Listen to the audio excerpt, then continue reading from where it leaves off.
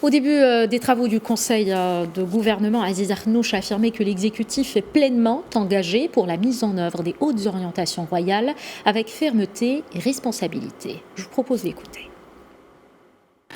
سيدة السادة الوزراء، في بداية إشغال هذا المجلس الحكومي يشرفني أن أتمن عليا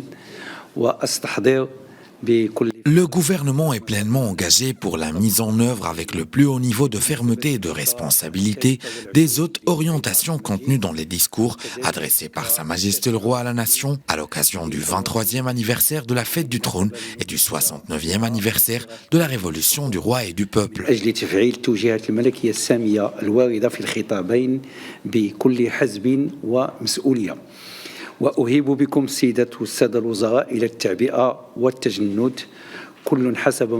Dans ce sens, j'aimerais saluer l'abnégation et la mobilisation, chacun depuis son poste et selon ses responsabilités, pour la mise en œuvre correcte des orientations de Sa Majesté le Roi et à faire preuve d'un sens élevé d'optimisme, d'ambition et de volontarisme tel que prôné par le souverain en vue de contribuer à l'édification du Maroc du progrès et de la dignité.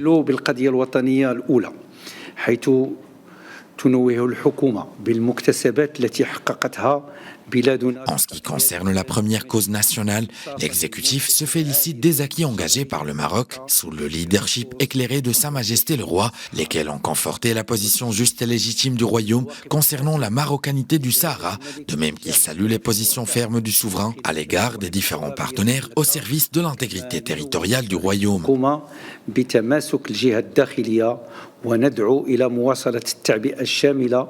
Le gouvernement se félicite aussi de la cohésion du front interne et appelle à poursuivre la mobilisation et à resserrer les rangs pour contrecarrer les manœuvres des ennemis de l'intégrité territoriale du royaume. Je voudrais également saluer la détermination de Sa Majesté le Roi à promouvoir la condition de la femme et à favoriser son émancipation de manière à ce qu'elle puisse occuper la place qui lui est choix.